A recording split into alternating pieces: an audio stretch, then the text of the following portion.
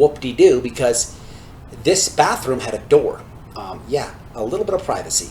If you've ever been dead bored, like in an incarcerated setting, you will sit there and either in your mind, as you're staring at the wall, think about every girl that you've boned, or you'll try to write them down, and you'll try to get your number. You know, every man has a number, every woman has a number. They have their number. It is what it is. So on the streets, when you're going to work, taking care of your family, you don't have time to remember all this. But when you are stuck somewhere where you have nothing to do but listen to your head or whatever, you'll start to think about things like this. It's the same thing that you've probably never been in a room.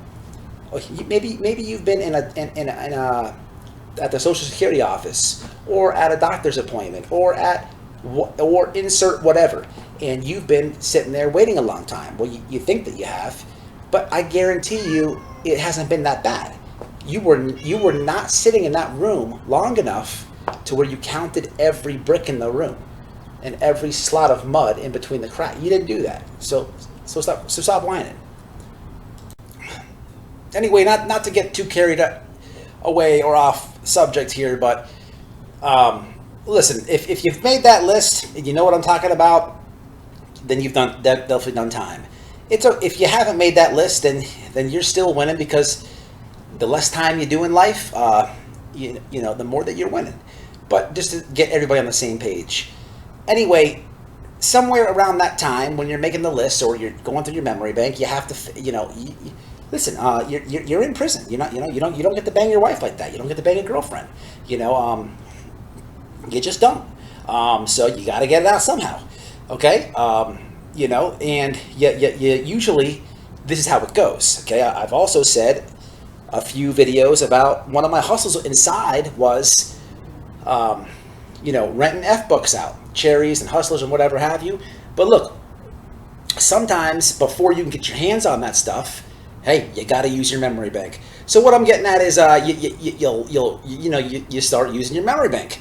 But hey, look, the hand gets tired. Okay, the hand might get tired, but a man's butthole is never in sight. Okay, so you make a Fefe. Look, it is what it is. All right, it's very simple to make. It is what it is.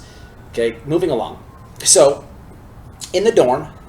In this dorm, I would make them. Okay, I would make them, and it's a simple thing. Okay, this is how I used to do it.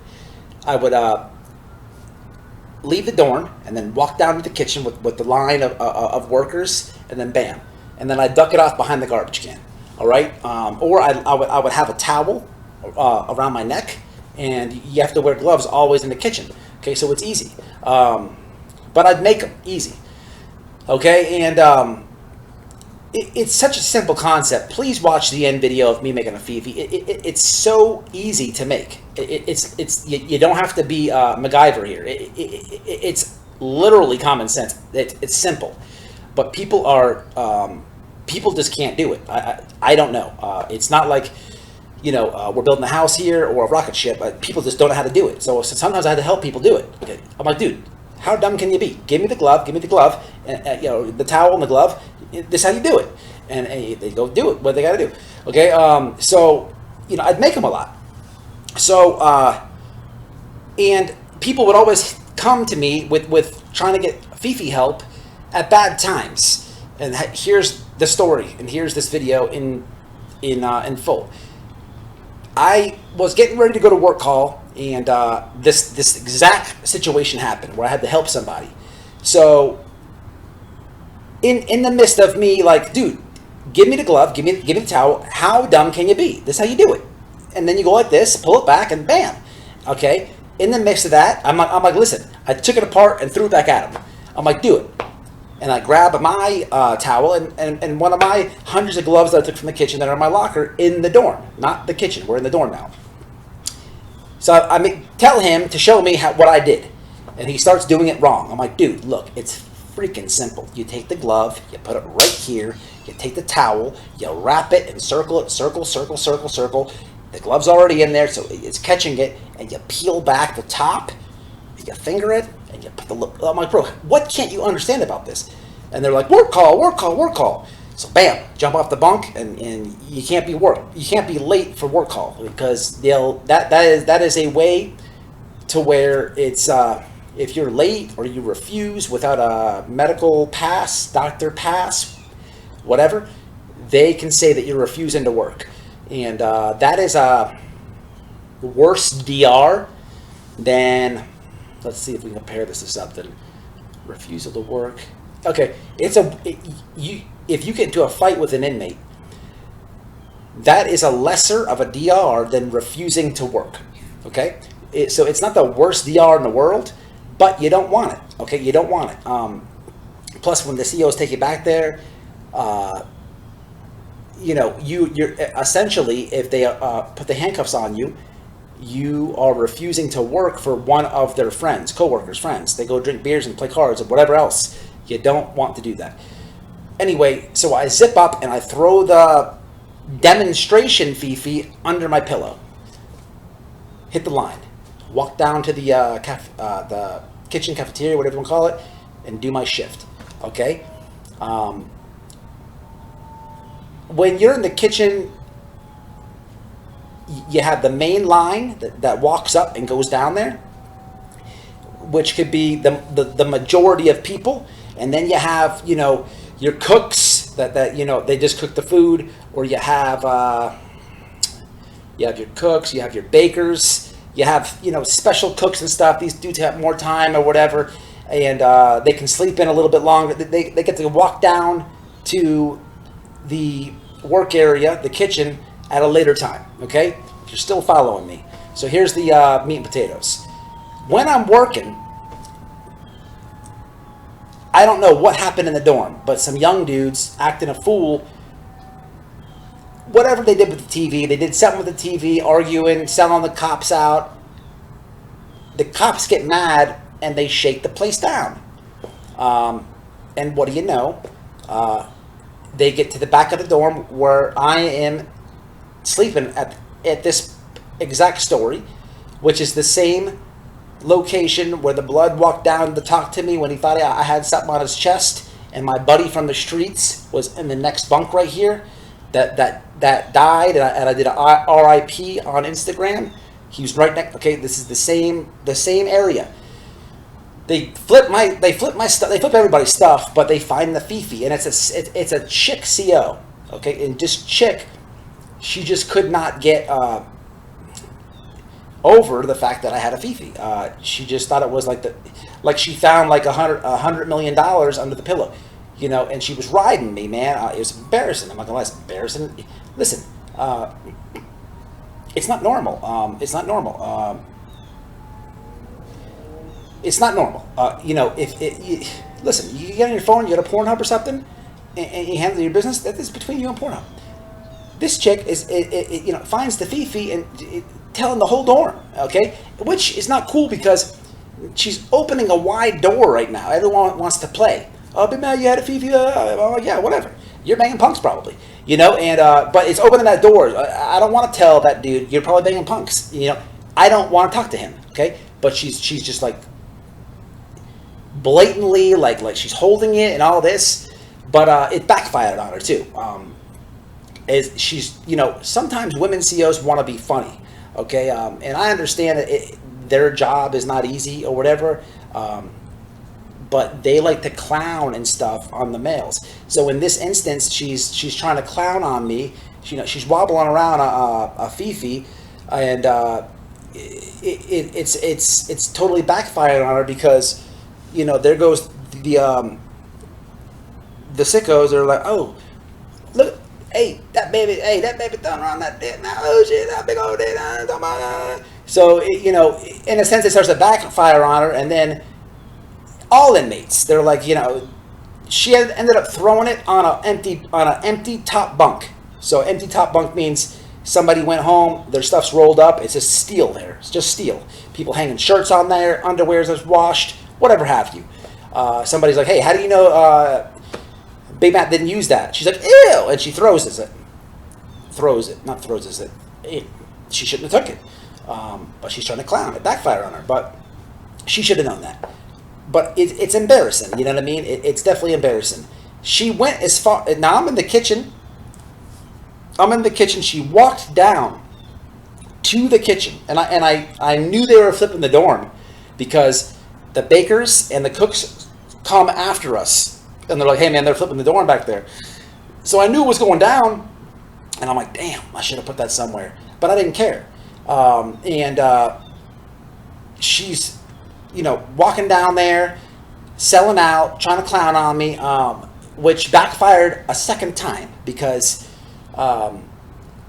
she comes right up to me. She's like, "Look what I found by your bunk." I'm like, of course I turned red, but I'm like, "Hey, I'm not banging bunks. What do you want from me? Leave me alone." And I play it off, and she's like, got the giddiness, wanting to play about the whole situation. So she goes in the bathroom, and where else would we be using the Fefes? And of course, in the trash can, there's a bunch of gloves that are messed up. But here's the meat and potatoes. She finds two pictures underneath the trash can.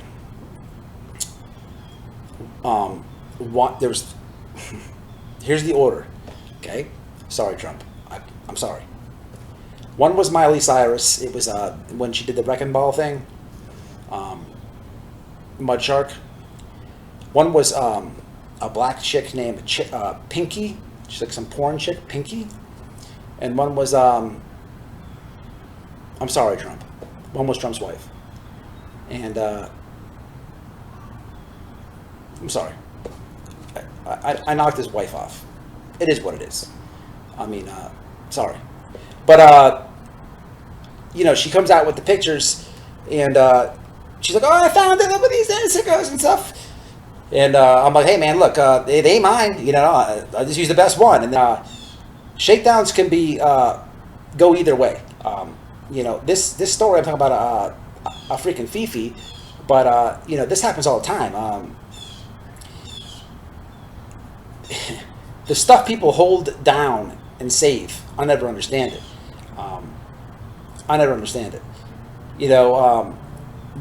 I was slipping right there, but hey, look, it's Fefe. Okay, dudes will keep all their letters. Okay, I never could understand this for anything. I guarantee this goes everywhere. But dudes, every time someone gets a piece of mail, they hold it like it's precious. You read the letter, you smell the stuff on the letter, if they sprayed something on the letter, you throw it away, man. Because you are leaving your personal stuff for weirdos. And and not only weirdos, the COs.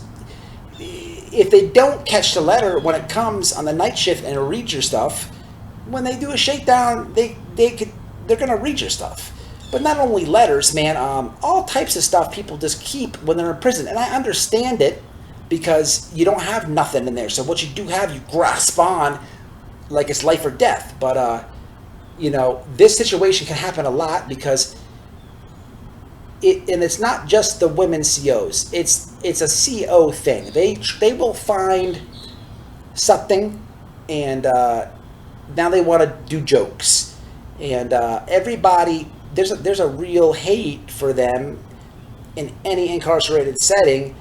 Some people will not like the inmate that the CO found something in their locker or the feet, whatever the item is. Another inmate can really not like the inmate. Like they don't get along. They got inner beef or whatever. But a real convict, if in that situation, will go against the CO and belittle the CO because the CO is opening the door on himself, trying to be funny, trying to calm tension and it's always the same way. These COs that do this are the nasty ones. A cool CO don't have to. A cool CO would not do that. He might find the Fefe and throw it somewhere and be like, "Dude, come on, bro, put your Fefe somewhere else under your pillow. Come on."